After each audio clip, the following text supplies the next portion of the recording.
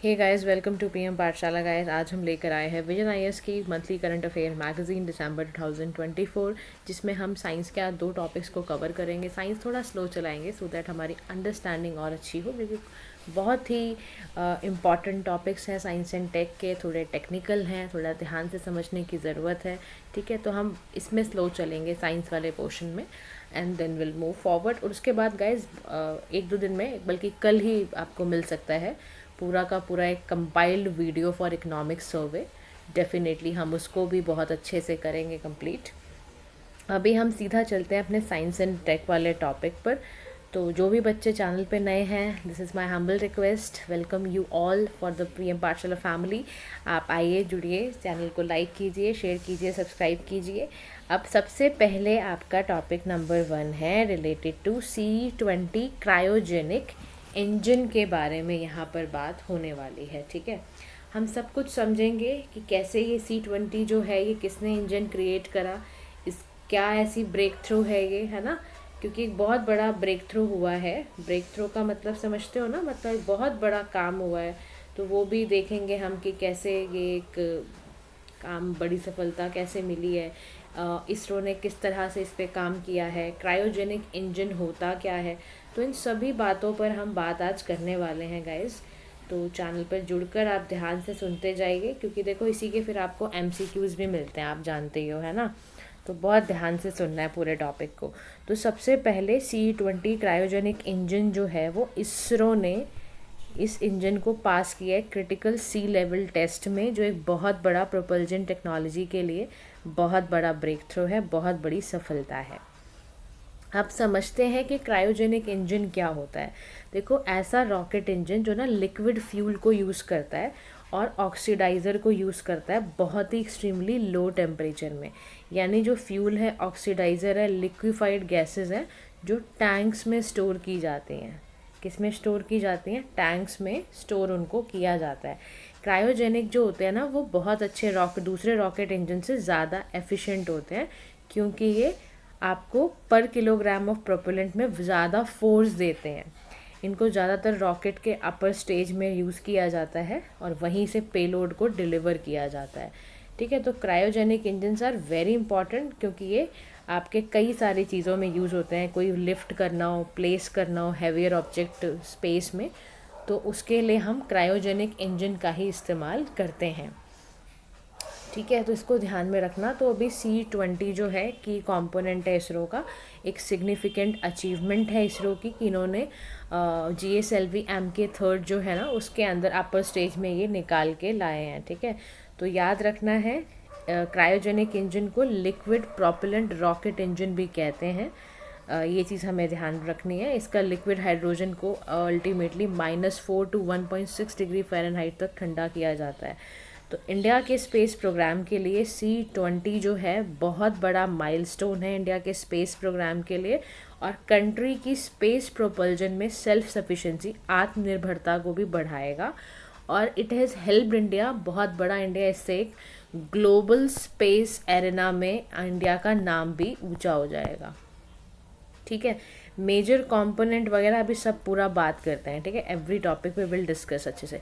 More about news में देखते हैं। देखो, जो सी लेवल टेस्ट है ना, उसको इम्प्लीमेंट करा गया है, जिसका नाम है नोजल प्रोटेक्शन सिस्टम।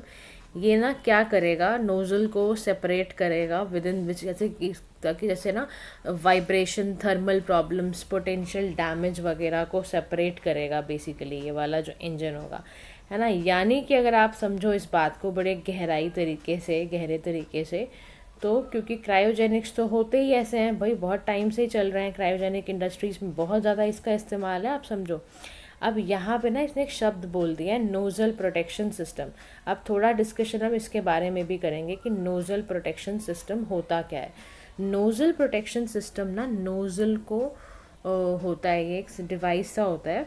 ठीक है, उसको ना कंटेमिनेंट, उसमें मिलावट ना हो जाए, कोई डैमेज ना हो जाए, उससे इंश्योर करता है ये कि बिल्कुल इफ़ेक्टिव बनाता है, ताकि ज़्यादा से ज़्यादा रहे।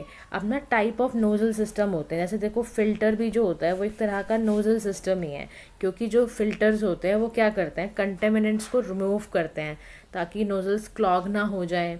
Filter, size of the filters की शेप ऑफ पार्टिकल्स में से ध्यान में रखते हैं, तो मतलब फिल्टर है। श्राउड्स भी एक तरीके का नोजल सिस्टम होता है, तो श्राउड्स क्या करते हैं, वो भी इसको डैमेज से बचाते हैं बेसिकली, राइट। और उसके बाद ना जैसे कोई क्लीनिंग करनी हो, कोई पोल्यूशन कंट्रोल करना हो, फायर से प्रोटेक्शन देनी हो, उन सभी में ना इसका यूज़ होता है। तो नोज़ल एक तरह का डिवाइस है जिसमें ना हम ना कंट्रोल करते हैं, डायरेक्शन देते हैं फ्लूइड फ्यूल को कि वो आसानी से चला जाए, उसकी वेलोसिटी को इंक्रीज़ करने के लिए। तो एक तरह का ना इनक्लोज चैम्बर सा होता है, राइट। तो वो हमें ध्यान रखना है, तो ये सेपरेट करने का काम करता है। अब इसरो ने ना इस पे ही काम कर रहा है, इंजन पे ही, ताकि उसका गगनयान मिशन फुलफिल हो, अचीव हो, क्योंकि इंडिया का पहला मेंड सेल्फ स्पेस फ्लाइट है।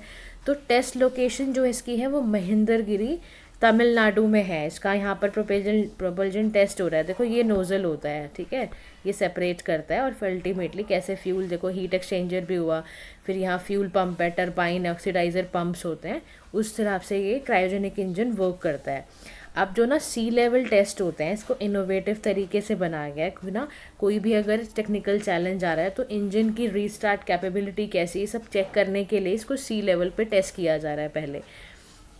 अर्लियर जो हिंदुस्तान एरोनॉटिक्स लिमिटेड थी उसने इंटीग्रेटेड क्रायोजेनिक इंजन बनाए थे 2023 में। तो अभी जो ये क्रायोजेनिक इंजन है ना, इस पे ही हम बात करने जा रहे हैं कि जो ये क्रायोजेनिक इंजन है ये काम कैसे करता है। देखो क्रायोजेनिक इंजन का जो वर्किंग प्रिंसिपल है ना कि काम कैसे करता है, इसमें ना ये बहुत ज़बरदस्त तरीके से थ्रस्ट देता है, राइट। और ये थ्रस्ट जो है वो प्रोड्यूस होती है किसी इंटरनल कंबशन या प्रेशर डिफरेंस के कारण। ध्यान से समझना कैसे होता है। आपने ना न्यूटन का थर्ड लॉ पढ़ा है जिसमें हमने पढ़ा था कि every action has an equal and opposite reaction, पढ़ा है ना। अब ये देखना कि जो क्रायोजेनिक का वर्किंग प्रिंसिपल है वो भी कुछ ऐसे ही काम करता है, राइट। तो इसमें क्या होता है कि थ्रस्ट यानी कि दी जा रही है, यानी कि आपने थर्मोडायनेमिक्स प्रिंसिपल समझा है। थर्मोडायनेमिक्स प्रिंसिपल या ट्रांसफ़र ऑफ हीट को अगर आप समझते हैं तो क्रायोजेनिक सिस्टम क्या करता है, एक्सट्रीम कोल्ड अचीव करता है ताकि उसको डिज़ायर टेम्परेचर मिल जाए। यहाँ पर हीट ट्रांसफ़र होगा हॉटेस्ट मटेरियल के द्वारा, कूलेस्ट मटेरियल होगा तो वो भी। तो यहाँ पर बेसिकली जो क्रायोजेनिक इंजन्स हैं आपको पता ही है, उसमें लिक्विड हाइड्रोजन, लिक्विड फ्यूल को एज ऑक्सीजन को फ्यूल की तरह किया जाता है यूज़, ताकि उसमें थ्रस्ट आए। और उसके बाद फिर वो इंटरनल कंबशन प्रेशर डिफरेंस की वजह से ये करता है। अब क्रायोजेनिक का इस्तेमाल जो है वो स्पेस के व्हीकल के लॉन्च करने में, अपर स्टेज या लास्ट स्टेज में रखकर। तो क्रायोजेनिक इंजन जो है वो क्रिप्टो आपके क्रायोजेनिक फ्यूल और ऑक्सीडाइज़र में लो टेम्परेचर में होते हैं। फ्यूल मैंने आपको इसका बता ही दिया है, ज़्यादातर लिक्विड हाइड्रोजन, लिक्विड ऑक्सीजन का ही इस्तेमाल किया जाता है। और इसको जब स्टोर भी किया जाता है ना इसके फ्यूल को, तो वो एक्सट्रीमली लो टेम्परेचर में रखा जाता है, बहुत ही माइनस में टेम्परेचर होता है। जनरली देखो आप लिक्विड हाइड्रोजन को माइनस, यहाँ पर इसने बोला है 253 डिग्री सेल्सियस पर, और लिक्विड जो ऑक्सीजन है उसको -183 डिग्री पर रखा जाता है, वो ऑक्सीडाइज़र का काम करता है। लेकिन यहाँ पर एक बहुत बड़ा इंपॉर्टेंट नोट इसने दिया है कि जो सेमी क्रायोजेनिक इंजन है ना, उनको केरोसिन रिफाइन करके, मतलब उसमें लिक्विड हाइड्रोजन नहीं यूज़ की जाती है, उसमें केरोसिन को ही रिफाइन किया जाता है। उसका ये फ़ायदा होता है कि वो लाइटर वेट वाली चीज़ों को उठाने में काफ़ी सहयोग देता है और नॉर्मल टेम्परेचर को स्टोर करके रखता है। क्रायोजेनिक इंजन का सबसे बड़ा फ़ायदा ये है कि ये एफिशिएंसी एंड थ्रस्ट देता है। अगर आप कंपेयर करते हो दूसरे रॉकेट स्टेजेस को जहाँ पे सॉलिड मटेरियल्स यूज़ किए जा रहे हैं, अर्थ रिलेटेड स्टोरेबल लिक्विड यूज़ किए जाते हैं, तो वहाँ पर ना थ्रस्ट जो सबसे अच्छा मिलता है ना वो आपको क्रायोजेनिक इंजन में ही मिलेगा। अगर देखो किसी भी चीज़ को आप वेट ही कैरी कर रहे हो तो थ्रस्ट तो चाहिए होगा ना। अगर आप जोर ही नहीं लगा पाओगे, ब्लास्ट करना हो या किसी चीज़ को, है ना, मतलब समझ रहे हो, इन्वेड करना हो, कुछ भी ऐसा करना हो, तो थ्रस्ट तो चाहिए होगा किसी चीज़ को पकड़ने में भी। आप कुछ लिफ्ट भी कर रहे हो अगर हैवी चीज़ भी, तो इसीलिए ही ये अच्छे होते हैं क्रायोजेनिक इंजन, क्योंकि इसमें ना LOX LH2 producing maximum energy भी डालते हैं ये लिक्विफाइड ऑक्सीजन, लिक्विफाइड हाइड्रोजन इसमें जो होता है। फिर ये लाइट वेट होते हैं वाटर वेपर में, तो इसमें बहुत ज़्यादा अच्छी परफॉर्मेंस देते हैं ये। सेकेंड ये कह रहे हैं फ्यूल एफिशिएंसी की बात करूँ तो क्रायोजेनिक इंजन जो होते हैं ना वो बहुत कम फ्यूल का इस्तेमाल करते हैं। इसरो का जो PSLV विकास इंजन था उसमें 3.4 किलोग्राम पर सेकेंड बर्न होता था। क्रायोजेनिक इंजन सिर्फ 2 किलो ही करके ख़त्म कर देते हैं और सेम थ्रस्ट देते हैं। तो यानी किसका थ्रस्ट ज़्यादा है, ठीक है ना, ये 450 सेकेंड्स में ही स्पेसिफिक इम्पल्स देना शुरू कर देता है, जबकि जो सॉलिड वाले होते हैं वो 260 सेकेंड ही दे पाते हैं। ये इको फ्रेंडली भी है। हाइड्रोजन और ऑक्सीजन का जब कंबशन इमिट भी करता है, अगर बाहर आप इसको जाता भी है, स्ट्रीम्स में चला जाता है या कहीं चला जाता है, तो ये बहुत ही clean and carbon free solution है, सबसे बड़ी बात। फिर ये हैवी पेलोड और स्पेस मिशन में बहुत यूज़ होता है, हाई एफिशिएंसी है इसकी। तो कह रहा है कि अल्टीमेटली हमें अपने long mission like Gaganyaan, Chandrayaan को अगर अच्छे से करना है तो हमें हैवी पेलोड्स वाले तो वैसे ही चाहिए होंगे, तो उसके लिए क्रायोजेनिक इंजन जो है वो सबसे बेस्ट होता है। लेकिन कह रहा वहीं पे सारे खुशी की बात नहीं है, सब कुछ अच्छा नहीं है क्रायोजेनिक इंजन में, कुछ प्रॉब्लम्स भी हैं। तो कुछ चैलेंजेस क्या है क्रायोजेनिक इंजन टेक्नोलॉजी में, वो हम देखते हैं। तो पहला है इसके अंदर कॉम्प्लेक्स टेक्नोलॉजी है ये, यानी बहुत कॉम्प्लेक्स सिस्टम है कंपेयर टू सॉलिड और लिक्विड प्रोपेलेंट स्टेजेस। जैसे कि इसमें ना प्रोपेलेंट यूज़ करते हो एक्सट्रीमली लो टेम्परेचर पे, associated thermal and structural problems हो जाती हैं। तो यानी कि ना टेक्नोलॉजी बहुत बहुत कॉम्प्लेक्स है, क्योंकि इसको एक तो आपको बहुत लो टेम्परेचर में रखना पड़ेगा, फिर इसकी अपनी कुछ थर्मल और स्ट्रक्चरल प्रॉब्लम्स हैं, इसको कैसे स्टोर किया जाए, इतना टेम्परेचर हर वक्त कैसे मेंटेन रहेगा, फला फला फला। फिर उसके बाद high thermal gradient and thermal stresses भी हैं, मतलब जैसे क्रैक्स पड़ जाता है ना, जैसे डाइवर्जेंट आउटर शेल हो गया तो क्रैक्स पड़ गया, या सडन स्टॉपेज हो गई, रोटेट ही नहीं करा, क्योंकि देखो नोजल का डिस्टॉर्शन भी तो हो सकता है, वो फिल्टर करके दे ही ना पाए, ब्लॉकेज हो जाए चैनल पे, फिर क्या करोगे। और हाई ऑपरेशनल बहुत ज़्यादा प्रेशर लगता है, मतलब आप समझो कि जो उसके कूलेंट सर्किट होते हैं उस पर बहुत प्रेशर लगता है। फिर इसमें इतना स्ट्रेस लग जाता है कि जो स्ट्रेंथ सुपर एलॉयज़ वगैरह होते हैं उसको बहुत ही स्ट्रेंथ वाला होना चाहिए। तो ultimately major engine weight driver भी होता है ये, तो उसके लिए भी बहुत पैसा खर्च, मतलब बहुत ऑपरेशनल प्रेशर बहुत है। फिर इसका लो टेम्परेचर मेंटेन करना अपने आप में समस्या ही है, क्योंकि वो बहुत ज़्यादा बैलेंसिंग सिस्टम परफॉर्म करना, ये सब करने में बहुत ज़्यादा वो लगता है, मेंटेनेंस बहुत लगती है। फिर हाई कॉस्ट ऑफ डेवलपमेंट है। तो क्रायोजेनिक का जो अपर स्टेज प्रोजेक्ट है 1994 में आया था, इसका बजट 300 करोड़ है, ठीक है। मूव टू दी C20 के ऊपर चलते हैं हम, जिसे डेवलप किया था liquid propulsion system centre Valiamala Kerala में, इसको डेवलप किया गया था। इसका जो आउटपुट है वो क्या है, इसको ना अपग्रेड करा गया है थ्रस्ट लेवल 20 टन्स तक। तो अपार्ट फ्रॉम दैट इसके पास ना कैपेबिलिटी है 22 टन तक थ्रस्ट को अचीव करने की। तो C32 है, new and heavier cryogenic upper stage है, कॉल C32, न्यू वेरिएंट है C20 इंजन्स का। फिर ये बहुत ही सक्सेसफुल मिशन है, like it has demonstrated its capability by successfully operating 6 successive ये चंद्रयान 2, चंद्रयान 3 और ये सारे कमर्शियल व्हीकल्स मिशंस को उन्होंने करा है। जियो सिंक्रोनस सैटेलाइट लॉन्च व्हीकल है MK3, इस 3 स्टेज व्हीकल है, इसमें ना 4000 किलोग्राम पेलोड को लिफ्ट करने की कैपेबिलिटी है। लाइक C20 इतना ज़बरदस्त है, ठीक है, समझ रहे हो आप मेरी बात को, उसने बहुत अपग्रेड करके बनाया गया है। क्योंकि अब हम समझते हैं कि ना क्रायोजेनिक इंजन और दूसरे इंजन्स में क्या फ़र्क है। तो बहुत अच्छा, बहुत सुंदर डिफरेंस दिया हुआ है, ध्यान से समझना। देखो, एक होता है क्रायोजेनिक इंजन, एक जेट इंजन होता है, एक सॉलिड प्रोपेलेंट, एक लिक्विड प्रोपेलेंट। अब ना एयर इनटेक की बात करते हैं, तो क्रायोजेनिक में कोई एयर इनटेक नहीं होती है, इसमें भी चाहिए होती है, इसमें भी चाहिए होती है, इसमें भी चाहिए होती है, क्योंकि इन तीनों में ही, इन दोनों में तो ऑक्सीडाइज़र का काम करते हैं, सॉलिड प्रोपेलेंट और लिक्विड प्रोपेलेंट में। फ्यूल की बात करें तो यहाँ पर तो एकदम ठंडा ठंडा हाइड्रोजन और ऑक्सीजन चाहिए होता है, यहाँ पे गैसोलीन मिक्सचर चाहिए होते हैं, यहाँ पर ना कंपोजिट वाला मेटलिक पाउडर्स वगैरह लगते हैं, राइट। तो इसमें तो ये सारी चीज़ें चलती हैं। उसके बाद यहाँ पर ना आपका मोनोमिथाइल, ये सब चीज़ें चलती हैं, यहाँ पर अनसिमेट्रिकल डायमेट्रल हाइड्रोजन चलता है। फ्यूल टेम्परेचर यहाँ बहुत लो रखना होता है, यहाँ लो रखने की ज़रूरत नहीं, यहाँ भी लो रखने की ज़रूरत नहीं, यहाँ भी लो रखने की ज़रूरत नहीं है। एफिशिएंट वर्किंग की काम करें तो ये अच्छा काम करता है, क्योंकि ये बहुत करेक्टली मिक्स कर लेता है और इग्नाइट भी कर देता है। ये रन एफिशिएंटली सुपरसोनिक स्पीड पे सही चलेगा। ये जो है ये व्हेन फ्यूल इज़ प्रोवाइडेड तब वो ठीक चलेगा। इसमें भी वही है कि फ्यूल अगर प्रोवाइड हुआ, ऑक्सीडाइजर सफिशिएंट हुआ, तभी ये चलेगा। तो आप देख रहे हो कितना कंपेयर कर रहे हो। तो पर्पस क्या है इसका, थर्ड स्टेज, लास्ट स्टेज में रहता है ये एयरप्लेन में यूज़ होता है, ये वाला कौन सा वाला, जेट इंजन जो होते हैं, नाम से समझ में आ रहा है। सॉलिड प्रोपेलेंट वाला यू बूस्टर की तरह, किसी को लिफ्ट ऑफ करना तो बूस्टर की तरह। यहाँ पर ये act as a main stage in rocket में मेन स्टेज में काम करता है आफ्टर बूस्टर सेपरेशन। तो समझ रहे हो आप, तो पर्पज़ इनके समझ में आ गया, इनका अलग अलग पर्पज़ है, लेकिन एफिशिएंट वर्किंग अगर आपने ध्यान से समझी हो तो क्रायोजेनिक इंजन्स की ज़्यादा है।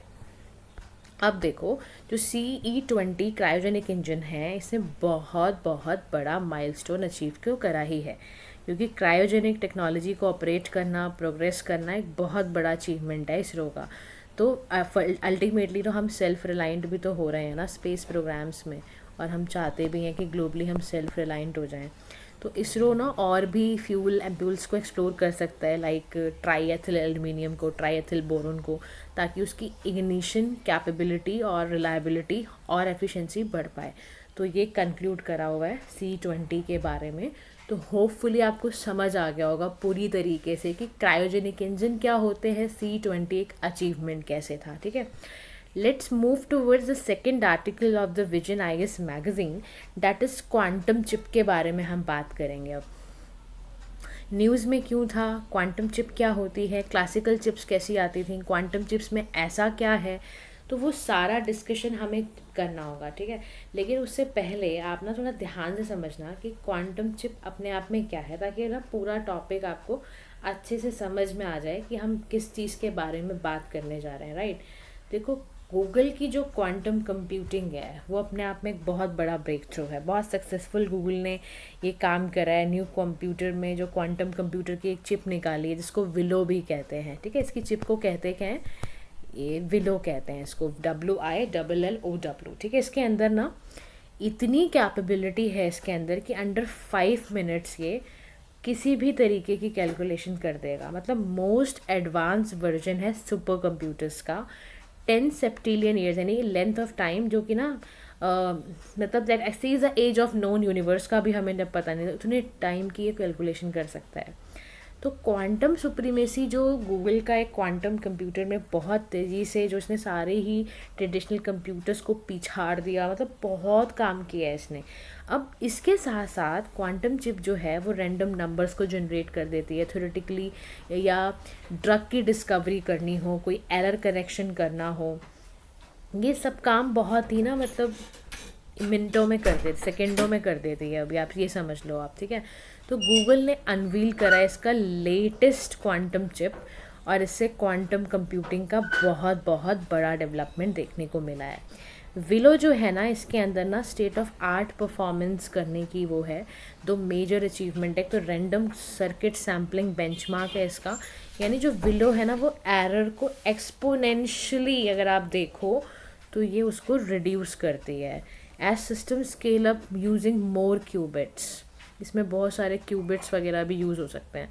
फिर सेकंड है कि Willow performed a standard benchmark computation in under 5 minutes that would take one of the today's fastest super computers 10 septillion यानी 10 की पावर 25 ईयर्स। मतलब सोचो कितना पुराना भी ये जान लेता है, एरर रिड्यूस करने की क्षमता रखता है, ये बहुत पुराने से पुराना पता नहीं कितने ही कैलकुलेशंस को सेकेंडों में कर लेता है, 5 मिनट में बोला ही हुआ इन्होंने। तो willow has shown improved coherence time, मतलब लेंथ ऑफ टाइम जो qubits can maintain its quantum state, उसको भी बहुत, कोहेरेंस भी इसके अंदर बहुत अच्छी है। तो देखो जो क्लासिकल कंप्यूटर्स होते थे उसका bits are independent of each other, यहाँ पे क्या है कि सुपरपोजिशन एंटेंगलमेंट बना रहा है, 1 एट ए टाइम होता था, यहाँ पर तो पता नहीं many states at a time यहाँ पे सब कुछ बताता है। तो qubits are combined state together, यहाँ इंडिपेंडेंट रहती थी, यहाँ कंबाइंड हो रही हैं, बिट से ज़्यादा काम कर रहा है ये। अब क्वांटम जो चिप होती है उस पर देखते हैं। देखो जो रेगुलर चिप होती है ना, उसके जो बिट्स हैं वो 0 या 1 है। किसी इन्फॉर्मेशन को प्रोसेस करना हो, कुछ भी करना हो, तो वो इस पे चलता है, बिट्स पे चलती है रेगुलर चिप। जो क्वांटम चिप्स होती हैं ये क्यूबिट्स पे चलती हैं। किस पे चलते हैं? क्यूबिट्स पे। क्लासिकल बिट खाली 0 पोजीशन या 1 पोजीशन होती थी, क्यूबिट्स के पास सुपर पोजीशन है, वो 0 1 एंड ऑल द पोजीशन, मतलब एक साथ वो बहुत सारी पोजीशन को 3 सेपरेट पोजीशंस को भी दिखा देगा। तो क्यूबिट्स में 3 सेपरेट पोजीशंस हैं और ऐसे आप बहुत इन्फॉर्मेशंस को कन्वे कर सकते हो बाइनरी सिस्टम के तहत। क्वांटम्स के जो बिट्स होते हैं वो आपस में एक दूसरे से को रिलेटेड होते हैं, सो दैट जो स्टेट ऑफ 1 क्वांटम बिट है वो इंडिपेंडेंट रहे, इसीलिए इसको हम बोलते हैं इंटेंगलमेंट। इंटेंगलमेंट के बारे में थोड़ा मैं और चाहूँगी आपसे डिस्कस करना, क्योंकि बहुत ही इम्पॉर्टेंट प्रिंसिपल है ये आपका इंटेंगलमेंट वाला। अगर आपको ये समझ में आ गया तो आप बहुत कुछ समझ सकते हो। देखो क्वांटम इंटेंगलमेंट ना एक क्वांटम का फिनोमिना होता है, जिसमें क्वांटम स्टेट किसी ग्रुप या पार्टिकल्स की आप इंडिपेंडेंटली डिस्क्राइब नहीं कर सकते। तो ये फंडामेंटल प्रॉपर्टी है किसी क्वांटम मैकेनिक्स की, क्वांटम टेक्नोलॉजी की। यानी ना ये क्या करता है, क्वांटम इंटेंगलमेंट फिजिकल इंटरेक्शन बताता है कि 2 पार्टिकल्स के बीच में आपस में क्या रिश्ता है। ये आपस में कितने गहरे जुड़े हुए हैं, ये आपस में कितने गहरे तरह से डीप तरीके से कितने को रिलेटेड है। ये यूनिक क्वांटम फिनोमेना है जो इवन आप मानोगे क्लासिकल फिजिक्स में भी प्रेजेंट नहीं है। तो क्वांटम इंटेंगलमेंट में आप एक ऐसा रिलेशन, एक ऐसा क्रिएशन देखते हो, ऐसी एल्गोरिथम्स को ही पढ़ता है जो बहुत कॉम्प्लेक्स है, जो ह्यूमन बीइंग अपने आप से नहीं पढ़ेगा, क्लासिकल आप पढ़ भी नहीं पाओगे। पर इवन आपको पता है 2022 में जब नोबेल प्राइज़ फिज़िक्स में मिला तो वो फिज़िक्स में इसी पे मिला कि रियलिटी ऑफ क्वांटम इंटेंगलमेंट के बारे में साइंटिस्ट ने बताया। अब क्वांटम इंटेंगलमेंट को डिस्कवर करने वाले थे एल्बर्ट आइंस्टाइन एंड एरविन स्कॉन्टेबल। उन्होंने पहले ऐसे साइंटिस्ट थे 1930 में ही जिन्होंने इंटेंगलमेंट के फिनोमेना पे बात की थी। तो आपको पता होना चाहिए, इसलिए मैंने आपसे डिस्कस किया। तो like classical computers, quantum computers भी बेसिकली एक तरह का होस्ट हैं। ये क्या करते हैं, होस्ट ऑफ फिजिकल ऑपरेशंस हैं, क्वांटम गेट्स वगैरह बना देते हैं ये। तो जैसे आपका क्लासिकल कंप्यूटर में होता था, तो क्वांटम कंप्यूटर भी होस्ट बनाता है, फिजिकल ऑपरेशन गेट्स तैयार करता है, चेंज करता है अपनी स्टेट्स को, कैलकुलेशंस को परफॉर्म करने में। तो in the classical computer information flow होती थी in and out of bits, controlled होती थी, मैनिपुलेट होती थी। फॉर एग्जाम्पल जैसे and gate accept 2 inputs each either 1 या 0 है ना, ऐसे ही मतलब करता था। अब क्वांटम कंप्यूटिंग एक बहुत बहुत बड़ी एमर्जिंग टेक्नोलॉजी है, इवन एआई की फील्ड में भी।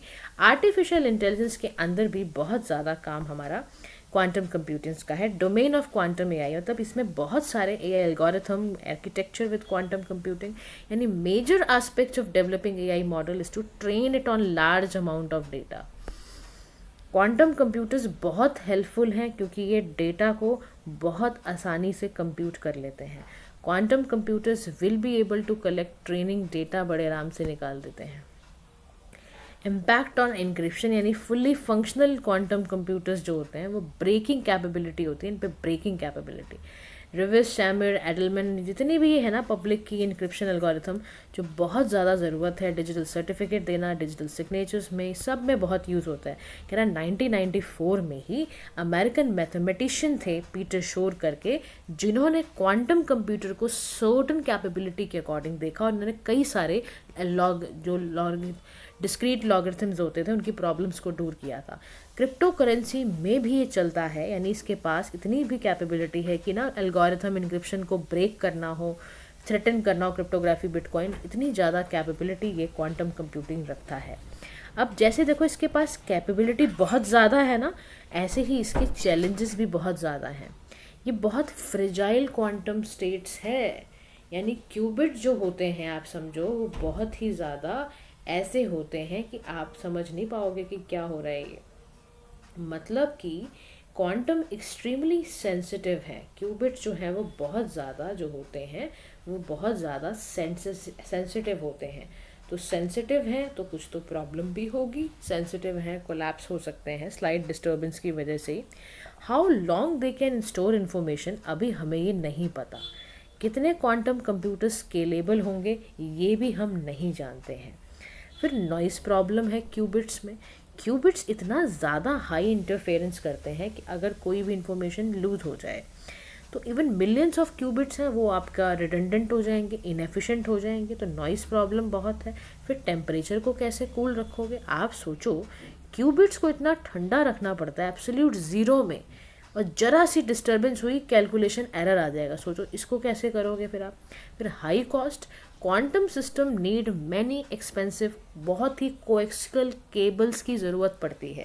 आप समझ रहे हो किस तरह की केबल चाहिए, बहुत ही ज़्यादा कोएक्सियल केबल जो होती हैं, आप समझो कॉपर की केबल होती हैं, ये मेटल शील्ड से बनी हुई होती हैं, और ये ना ब्लॉक सिग्नल इंटरफेरेंस से इंजीनियर्ड की जाती हैं। आप समझ रहे हो। तो बहुत ज़्यादा केबल टीवी कंपनीज जो यूज़ नहीं करती हैं सैटेलाइट्स को, एंटीना फैसिलिटी जो कस्टमर होम घरों में या बिजनेसेस में भी यूज़ होती है ये, तो वो है ये ट्रांसमिशन लाइन की तरह यूज़ होती है ये। तो आप सोचो कि कितना ज़बरदस्त सिस्टम चाहिए इसको करने के लिए। फिर आप यहाँ पर कह रहे हो कि चिप सप्लाई चेन इश्यूज़ भी हैं, कह रहे डिस्ट्रप्शंस लाइक मान लो अगर पैंडमिक आ जाए, ट्रेड वॉर आ जाए, नेचुरल डिजास्टर हो जाए तो चिप प्रोडक्शन ख़त्म हो जाएगा। तो फिर कैसे करोगे आप। तो कंक्लूडिंग लाइन में यहाँ बोल रहा है कि एडवांस जो क्वांटम कंप्यूटिंग है ना, उसमें वैसे ही फोकस रिसर्च भी चाहिए। तभी वो सेमी कंडक्टिंग मटेरियल्स को अच्छे से यूज़ कर पाएगा। कह रहा जैसे देखो सिलिकॉन है, गैलियम है, जर्मेनियम है, ये बहुत ही एफिशिएंट क्यूबिट्स हैं, समझ रहे हो। तो ग्लोबल कोलैबोरेशन की बहुत ज़्यादा ज़रूरत है इस इनिशिएटिव को आगे बढ़ाने के लिए। तो उन्होंने कहा जो हमारे क्वाड मेंबर्स हैं, बताओ कमेंट सेक्शन में लिखो कि क्वाड कब डेवलप हुआ, क्वाड का ऑब्जेक्टिव क्या है, 4 कंट्रीज कौन सी हैं क्वाड में, इमीडिएटली बताओ कमेंट सेक्शन में। तो क्वाड का जो critical emerging technology working group है, या क्वाड का इन्वेस्टर नेटवर्क है, या क्वांटम सेंटर ऑफ एक्सीलेंस है, इन सभी को मिलके काम करना पड़ेगा। क्योंकि देखो इसमें अल्टीमेटली हमें ये समझ में आ गया कि इन्वेस्टमेंट बहुत लगेगी, रिसर्च बहुत लगेगी, और साथ ही साथ हमें क्लियर पॉलिसी रेगुलेशन भी बनाने की ज़रूरत है। और lastly developing talent across quantum theory, physics, computer science, ये बहुत ज़्यादा ज़रूरी है अगर हम सच में चाहते हैं क्वांटम टेक्नोलॉजी में प्रोग्रेस करना। तो ये गाइस आज के लिए इतना ही। हाइपरलूप वगैरह के टॉपिक्स हम कल करेंगे। साइंस एंड टेक के टॉपिक्स बहुत इंपॉर्टेंट हैं। जहाँ भी कोई भी आपको लगे कि ये टर्म समझ नहीं आई है या ऐसा है, क्योंकि अब देखो साइंस के बच्चे समझ लेते हैं, लेकिन कई बार मैं देखती हूँ साइंस के बच्चों के भी ज़्यादा क्वेश्चंस आ रहे होते हैं, मैम ये बताओ वो बताओ। तो सभी के लिए चैनल बना रहा है, नॉन साइंस के बैकग्राउंड के बच्चे भी होंगे, उनके लिए बिल्कुल नया होता है साइंस एंड टेक। और यकीन मानो GS3 का जो आपका साइंस एंड टेक का पेपर मेंस का आता है, वो सारा का सारा पेपर आपको करंट अफेयर्स से ही मिलेगा। तो guys be very aware about it कि जब साइंस एंड टेक का मामला आए, थोड़ा सा हम करंट अफेयर्स की तरफ, थोड़ा नहीं बल्कि ज़्यादा टिल्ट हमारा करंट अफेयर्स की तरफ ज़रूर रहे। तो इसीलिए साइंस एंड टेक के करंट अफेयर्स को बहुत ध्यान से सुनते हुए, वैसे तो सबके ही सुनने हैं, हर टॉपिक इम्पॉर्टेंट है, बिकॉज यू नेवर नो कौन सा आपका टॉपिक आपने किसी को अंडर एस्टिमेट करा तो आपकी लगा के जाएगा वो टॉपिक। तो UPSC के टाइम जब हम बात कर रहे होते हैं तो we have to be very clear about this कि we have to respect every topic, right. So हम साइंस एंड टेक को धीरे चलाएंगे सो दैट अगर कोई भी डाउट आता है तो वो आप पूछ सकें। कोई भी आपका फीडबैक हो, please let us know. Thank you so much for listening. Have a nice day to all.